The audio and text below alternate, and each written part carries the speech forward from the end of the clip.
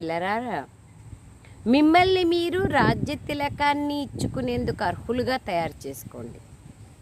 మనల్ని మనము రాజ్య తిలకం పొందేందుకు అర్హులుగా తయారు చేసుకోవాలి.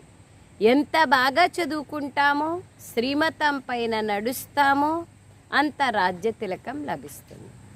రాజ్య తిలకానికి అర్హులుగా చేసుకోండి. ఈ అర్హత ఎలా లభిస్తుంది? చదువు ద్వారా, శ్రీమతం ద్వారా. ప్రశ్న: ఏ స్మృతిలో ఉంటే రావణి యొక్క స్మృతి విస్మృతి అయిపోతుంది? అంటే మనలో ఉండే రావణాసురుని గుణాల యొక్క స్మృతి విస్మృతి అయిపోతుంది.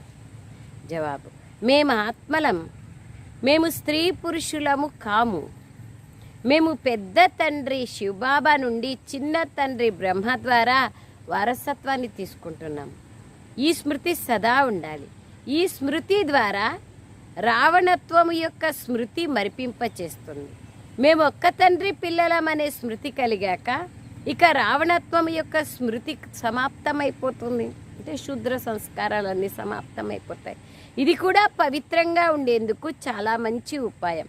కానీ ఇందులో శ్రమించాలి, బాగా కష్టపడాలి. అప్పుడే మనము ఆ స్థితిని పొందగలుగుతాం. పాట: మిమ్మల్ని పొంది బాబా మేము సర్వస్వాన్ని పొందాము. భూమి ఏమి, ఆకాశమేమి, సర్వాన్ని పొందాము అని పాట ఉంది. సారం: స్వయాన్ని రాజ్య తిలకాన్ని పొందేందుకు అర్హులుగా చేసుకోవాలి. సుపుత్రులుగా అయ్యి ప్రత్యక్ష ప్రమాణాన్ని చూపించాలి. నడవడికను చాలా రాయల్గా ఉంచుకోవాలి. బాబాకు పూర్తి సహాయకులుగా అవ్వాలి. అసలు సాకార మురళీలు ఎట్లున్నాయి చూడండి. ఒక నెల నుంచి కంప్లీట్గా సెల్ఫ్ రిఫ్లెక్షన్, స్వయంని స్వయం పరిశీలన మరియు పరివర్తన చేసుకునేకి, చెకింగ్ చేసుకునేకి రోజు బాబా అనేక మురళీలను తెలియచేస్తూనే ఉన్నారు. ఈరోజు చార్ట్ ఏం చేసుకోవాలి? నేను స్వరాజ్య తిలకాన్ని పొందేందుకు అర్హునిగా అయినానా?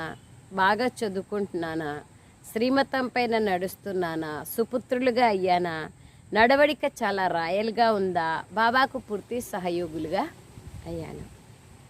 సెకండ్ పాయింట్: మనం విద్యార్థులం. భగవంతుడు మనల్ని చదివిస్తున్నారన్న ఈ సంతోషంలో చదువుని చదవాలి. ఎప్పుడు పురుషార్థంలో నిరుత్సాహం ఉండకూడదు. రోజుకు ఉత్సాహం పెరగాలే కానీ నిరుత్సాహం ఉండకూడదు. వరదానం: తమ అధికారం యొక్క శక్తి ద్వారా త్రిమూర్తి రచనను సహయోగిగా చేయించే మాస్టర్ రచయితలుగా కండి.